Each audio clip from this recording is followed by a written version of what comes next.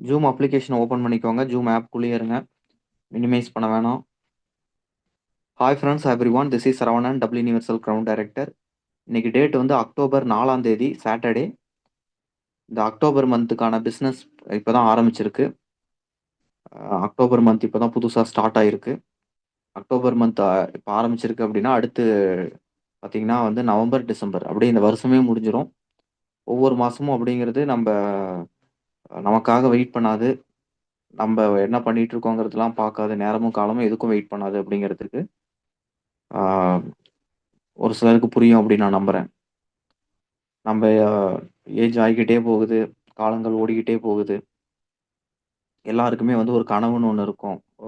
குறைஞ்சது வந்து ஒரு சொந்த வீடு கட்டணும் அப்படின்னு ஒரு ஆசை இருக்கும். கரெக்ட்டுங்களா? எல்லாருக்குமே ஆசை இருக்கு இல்லையா? சொந்தமா நம்ப ஒரு வீடு கட்டணும் அப்படின்னு நெனைச்சிட்டு இருப்போம்.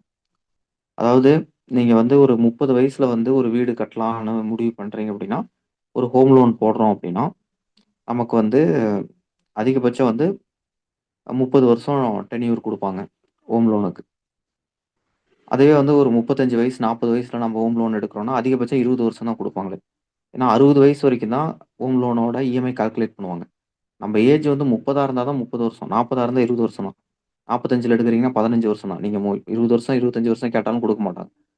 அப்ப நம்ம எவ்வளோ அதிகமா இஎம்ஐ கட்டுற மாரி இருக்கும். அப்ப நமக்கு அப்ப வந்து லோன் அமௌண்ட் கம்மியாகும். ஓகேங்களா? அந்த மாரி வந்து நம்ப வந்து காலங்கள் இப்படி ஓட, ஓட, ஓட, ஓட ஏஜ் அதிகமாக ஆக, நமக்கான ஸ்கோப் வந்து குறைஞ்சுகிட்டே இருக்கும். ஏன்னா, யாருமே நம்ப மாட்டாங்க. 60 வயசுக்கு மேல உங்களால சம்பாரிக்க முடியாது. 60 வயசு வரைக்கும் நம்ம சம்பாரிப்போமான்னே தெரியாது. இப்ப இப்ப இருக்க நெலைம. யோசிச்சு பாருங்க. இப்பவே முடியலைன்னா, இன்னும் காலங்கள் போக, போக விலைவாசிலாம் எவ்வளோ வேகமா ஏறிட்டு இருக்குன்னு பாருங்க. கரெக்ட்டா இல்ல? விலைவாசி எவ்வளோ வேகமா வந்து அதிகமாகிக்கிட்டே இருக்குன்னு பாருங்க. போன வருஷம் இந்த இந்த டேட் போன வருஷம் அக்டோபர்ல கோல்டோட விலை எவ்வளோ இருந்ததுன்னு பாருங்க. இந்த வருஷம் இப்ப எவ்வளோ இருக்குன்னு பாருங்க. எவ்வளோ விலை உயர்ந்திருக்குன்னு பாருங்க. இது மட்டும் இல்ல. ம். சாதாரணமா எல்லா விதமான பொருள் கட்டுமான செலவுலருந்து நம்ம வந்து வீடு கட்டுறதுக்கு வந்து நம்ம ப்ராப்பர்ட்டி வாங்குறோம். பிளாட் பர்ச்சேஸ் பண்றோம்னா, அதோட விலை 2, 3 வருஷத்துக்கு முன்னாடி குறைஞ்சது போன வருஷத்துக்கும், இந்த வருஷத்துக்கும் பாருங்க. எவ்வளோ கம்பேரிட்டிவ்லி எவ்வளோ விலை ஏறிட்டே இருக்குன்னு பாருங்க. எல்லா பொருளோட விலையுமே வந்து இன்கிரீஸ் ஆயிட்டே தான் இருக்கு. ஓகேவா? அதே மாரி நம்ம வருமானம் இன்கிரீஸ் ஆகுதா? இப்ப வந்து தமிழ்நாடுல வந்து பார்த்தீங்கன்னா, வீட்டு வரியெல்லாம் வந்து 2 மடங்கு, 3 மடங்கு அதிகப்படுத்திட்டாங்க. ஓகே. அது இல்லாம வந்து வருஷத்துக்கு 6% வந்து இன்கிரீஸ் ஆகிட்டே இருக்கும்னு சொல்றாங்க. வீட்டு வரிய. ஏன் 6%னா இன்ஃப்ளேஷன். ஓகேவா? ஏன்னா இப்ப நீங்க சம்பாரிக்கிறது எவ்வளவோ ரூ. 100 அப்படின்னா, அடுத்த வருஷம் ரூ. 106 ரூ. 106 இருந்தா தான் அந்த ரூ. 100க்கான மதிப்பே இருக்கும். அப்புறம் அந்த ரூ. 106லேருந்து இன்னும் 6% கட்டுங்க ரூ. 113 மாறிரும். ஓகேங்களா? ரூ. 113லேருந்து 6% போட்டீங்க அப்படின்னா ரூ. 120 மாறிரும். புரியுதுங்களா? அதாவது கவர்மெண்ட்டோட இதுபடியே வந்து பார்த்தீங்கன்னா, 7 வருஷம், 8 வருஷத்துல வந்து எ அந்த அமௌண்ட் வந்து அப்படியே டபுள் ஆயிரும். அப்படியே வந்து விலைவாசி ஏறிரும் அப்படின்னு தான் வந்து சொல்றாங்களே. நார்மலான பொருளுக்கு. ஓகே. அதுல எக்சப்ஷனல் வந்து கோல்டு இந்த மாரி வந்து அ பிளாட்டு, கட்டுமான பொருட்கள். இன்னும் இந்த மாரி வந்து அப்ப நம்ப என்ன பண்ண போறோம்னு ஒரு நிமிஷம் யோசிச்சு பாருங்க. நம்ப எவ்வளோ நாள் தான் இந்த மாரி வந்து விளையாட்டுத்தனமா, அ வந்து எந்த ஒரு ஃபியூச்சர பத்தியுமே திங்க் பண்ணாம, யோசிக்காம எவ்வளோ நாள் தான் இருக்க போறோம்? நம்ப எல்லாரும் வந்து இப்ப இருக்கிற மாரியே ஜாலியா என்ஜாய் பண்ணிட்டு அப்படியே வந்து வாழ்க்கை ஃபுல்லா வாழ்ந்துற முடியாதுங்க. எல்லாருமே வந்து ஒரு குறிப்பிட்ட கட்டத்துல, ஒரு குறிப்பிட்ட நேரத்துல நம்ப யாருன்னா எங்க இருக்கோம்? என்னங்கிறத புரிஞ்சுகிட்டு, அது வாழ்க்கைக்கு ஏத்த மாரி, ஃபியூச்சருக்கு ஏற மாரி நம்பள நம்ம மாத்திக்கணும். அப்படி இல்லைன்னா நம்ப வந்து நம்ப தான் கஷ்டப்படுவோம் ஃபியூச்சர்ல. அதுக்கு நம்ப என்ன கையில இருக்கு? என்ன பலன் இருக்கு? என்ன நம்பள சுத்தி வாய்ப்புகள் இருக்குன்னு பார்த்தா, அத நம்ப சரியா பயன்படுத்தணும். இல்லைன்னா நம்ப வந்து வீணா போயிருவோம். நமக்கு அந்த மாரி வருமானம் வந்து பாத்துங்க, க கரெக்ட்டா கணக்கு பண்ணி கவர்மெண்ட் வந்து டாக்ஸ் வாங்கிர்றாங்க. கரெக்ட்டா கணக்கு பண்ணி இன்ஃப்ளேஷன் ரேட் போட்டு வந்து வரி வாங்கிர்றாங்க. விலைவாசிலாம் ஏறிட்டே இருக்கு.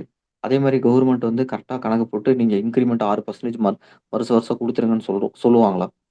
அப்படி சொல்ல முடியுமா? விலைவாசிய மட்டும் ஏத்துறாங்க. வருமானம் யாருக்கு ஏறுது?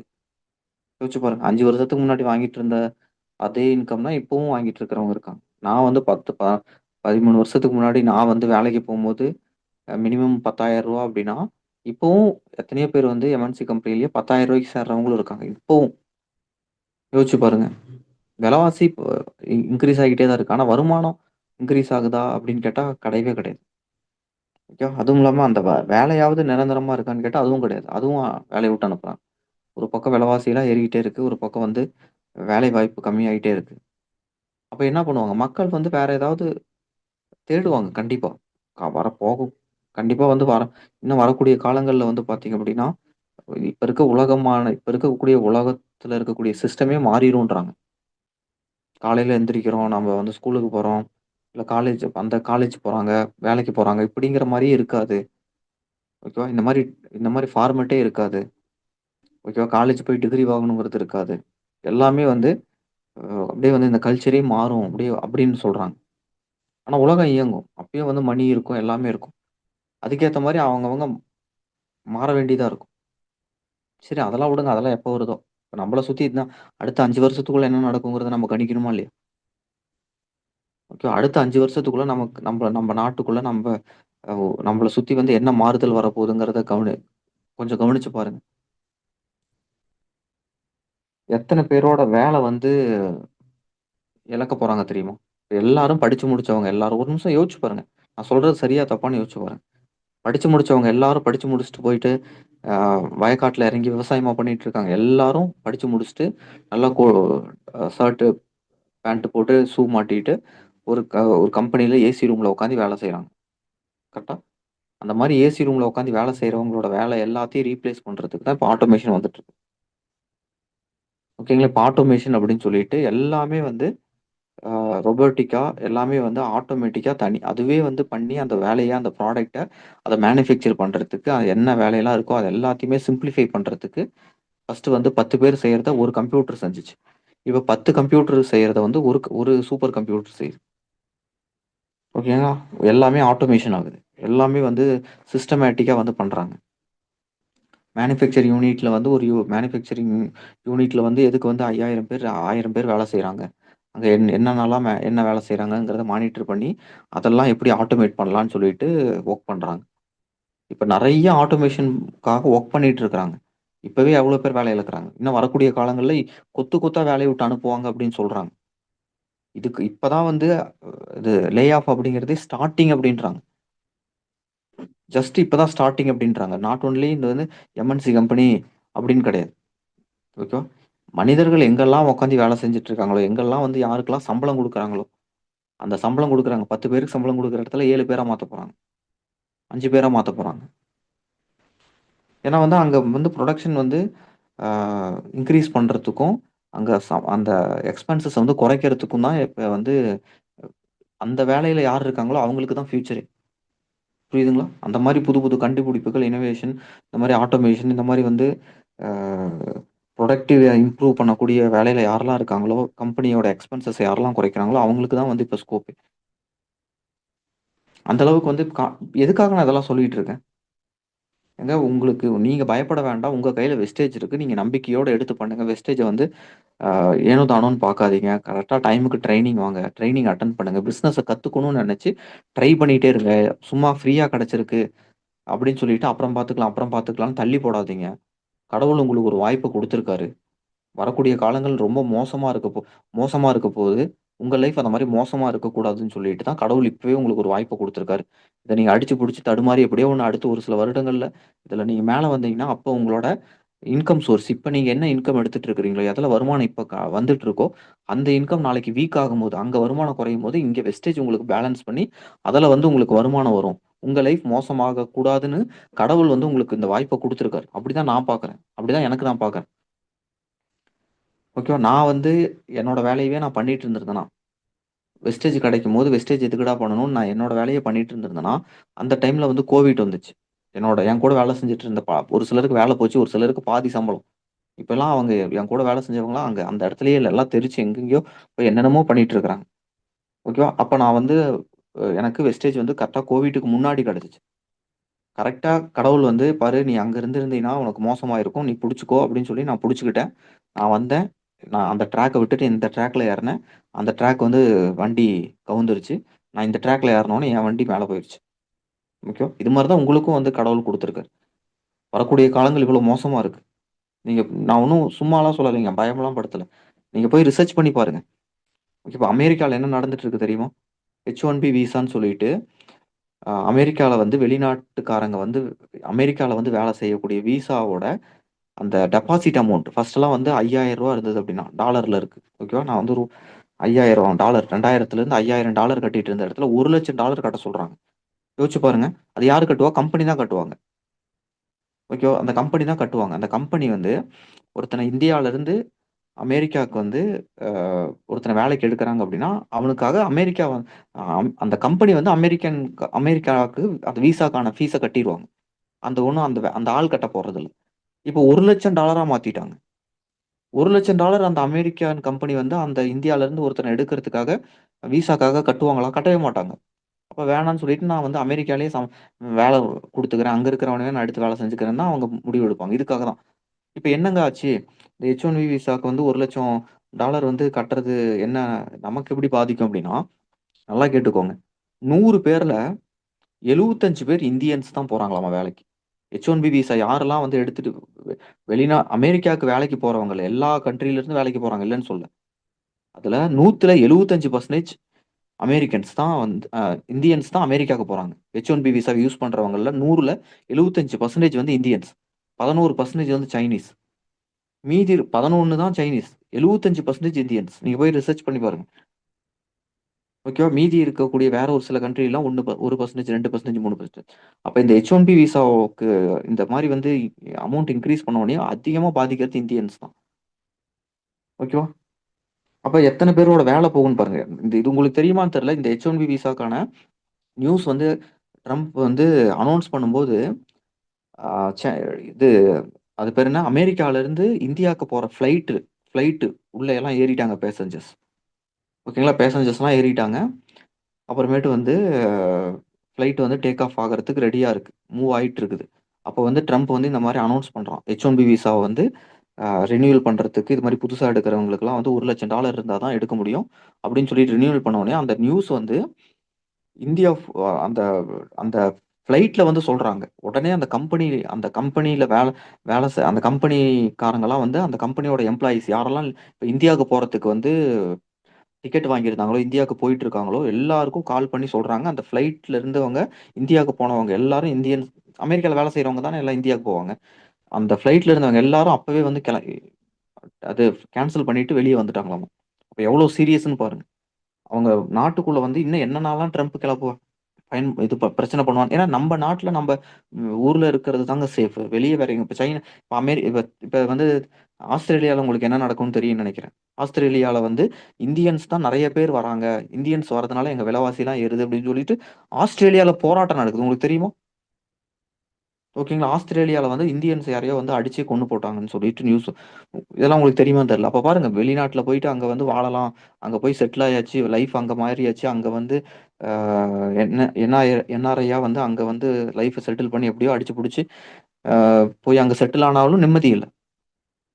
ஓகேவா? அதே மாரி பாருங்க, அங்க வேல வாங்கி, அங்க வந்து சிட்டிசன்ஷிப் வாங்கி, அங்க நீங்க குழந்தை பொறந்தாலும் 18 வயசுக்கு அப்புறம் நீங்க வந்து இங்க வாழக்கூடாது. நீங்க உன் பையன வந்து இந்தியாக்கு அனுப்பிச்சு விட்டுறணும்னு ட்ரம்ப் ரூல்ஸ் போட்டிருக்கான். எப்படி வந்து அவங்க அனுப்புவாங்க? அப்ப என்னன்னா வந்து அவங்களுக்கு ஒரு நெருக்கடிய குடுக்குறாங்க. எதுக்காகன்னா, அவங்க நாட்டு மக்களுக்கு வேலை குடுக்கணும் அப்படிங்கிறதுனால தான். இதெல்லாம் என்ன பிரச்சனை? அப்ப யோசிச்சு பாருங்க. அப்ப என்ன அங்க இருக்கிறவனுக்கே வேலை இல்ல. அங்க இருக்கிறவன்லாம் இங்க வருவான். அங்க போணும்னு நெனைக்கிறவன் இங்கேயே இருந்து வேலை செய்யணும். அப்ப எவ்வளோ காம்படிஷன் அதிகமாகும்னு பாருங்க. அது ஆல்ரெடி வந்து ரோபோட்ஸ் வந்து ஒரு பக்கம் வந்து வேலைய குறைக்குது, ஆட்டோமேஷன் வேலைய குறைக்குதுன்னா, ஒரு பக்கம் ட்ரம்ப் வந்து அடி அடின்னு அடிச்சு துவைச்சுட்டு இருக்கான் இந்தியன்ஸ. என்ன ஐடி கம்பெனிஸ. ஏன்னா வந்து உலகத்திலேயே வந்து ஐடி கம்பெனினாவே இந்தியன்ஸ் தாங்க. ஏன்னா சைனாவும் சைனா வந்து பார்த்தீங்கன்னா, எல்லாமே மேனுஃபேக்சரிங் பக்கம் திரும்பிட்டாங்க. அவங்க ஃபுல் அண்ட் ஃபுல் வந்து 20, 30 இயர்ஸ்க்கு முன்னாடியே வந்து இந்தியா வந்து நான் வந்து ஐடி எடுத்துக்கிறேன். சைனா வந்து நான் வந்து மேனுஃபேக்சரிங் எடுத்துக்கிறேன்னு முடிவு பண்ணிட்டாங்க. நீங்க யோசிச்சு பாருங்க. அப்ப நம்ம 90ஸ்ல நம்ம வந்து எந்த ப்ராடக்ட் எடுத்தாலும் மேட் இன் சைனான்னு தான் இருக்கும். ஆனா, ஐடி கம்பெனினா, ஐடி துறைனா அது இந்தியா தான். உலகம் ஃபுல்லா உலகத்திலேயே வந்து ஐடிக்கான ஹெட்டு ம மதர் ஆஃப் ஐடி அப்டின்னா அது இந்தியன்ஸ் தான். இந்தியா தான். இந்தியால தான் ஐடி கம்பெனிஸ் அதிகமா இருக்கு. உலகத்திலேயே நம்பர் 1 ஐடி கம்பெனி அப்டின்னா டிசிஎஸ் தான். டாடா தான். அதுக்கு அடுத்த கம்பெனி இன்ஃபோசிஸ். அதுக்கு அடுத்த கம்பெனி அ எல்லாமே வந்து ரேங்கிங் எல்லாம் இந்தியன் கம்பெனிஸ் தான். இந்தியன்ஸ் தான் உலகம் ஃபுல்லா ஐடி ஓகேவா? தொழில்நுட்ப தொடர் அ அ தகவல் தொழில்நுட்பம் அப்டின்னாவே வந்து இந்தியன்ஸ் தான். இப்ப என்னாச்சு? அதுதான் வந்து பயங்கரமா அடி வாங்குது. அதனால வந்து இந்தியாவே வந்து இந்தியா ஓவராலா இந்தியா வந்து எப்படியும் வந்து இப்போ ப்ரொடக்ஷன்ல வந்து கவர்மெண்ட் வந்து கான்சன்ட்ரேட் பண்றாங்க. பிஎல்ஐ ஸ்கீம் குடுக்குறாங்க. புரொடக்ஷன் கம்பெனி நெறைய manufacturing company made in India, make in இண்டியான்னு சொல்லிட்டு நம்ப வந்து இந்தியாவோட வளர்ச்சி தடுக்க முடியாது. இதுல கம்மியாகுறது வேற ஒரு இண்டஸ்ட்ரியில வேற ஒரு இடத்துல பேலன்ஸ் ஆயி இந்தியா வளரும். ஆனா நம்பளோட நெலைம நம்ப ஓகேவா? படிச்சு முடிச்சுட்டு ஐடின்னு சொல்லிட்டு எல்லாரும் உட்காந்து வேலை செஞ்சுக்கிட்டு இருந்தது எல்லாமே பேங்கிங்ல வந்து ஆட்டோமேஷன் வந்துருச்சு. பேங்கிங்ல எத்தன பேருக்கு வேல போகுதுன்னு பாருங்க. பேங்க்ல எத்தன பேர் வேலை செய்றாங்க? யோசிச்சு பாருங்க. பேங்க் எக்ஸாம்க்காக எத்தன பேர் படிச்சுட்டு இருக்காங்க? கவர்மெண்ட் இந்த ஏன்னா இந்தியன் கவர்மெண்ட் வந்து இன்கம் டாக்ஸ்ல அ ஐடிலலாம் வந்து ஃபுல் அண்ட் ஃபுல் வந்து ஆட்டோமேஷன் கொண்டு வந்துட்டாங்க. ஓகேவா? இதெல்லாம் வந்து நெறைய வந்து உள்ள நடந்துட்டு இருக்குங்க. இந்தியாக்குள்ள நெறைய விஷயங்கள் பண்ணிட்டு இருக்காங்க. கவர்மெண்ட்டே இப்ப வந்து ஆட்டோமேஷன் ஆ வந்து அக்செப்ட் பண்ணிட்டு அதுக்காக நெறைய ரிசர்ச் பண்ணிட்டு இருக்காங்க. ஓகே. இதுக்கப்புறம் வேல போகுதா? கவர்மெண்ட் ஜாப்லாம் போகுமான்னு தெரியல. ஆனா இதுக்கப்புறம் எடுக்க மாட்டாங்க.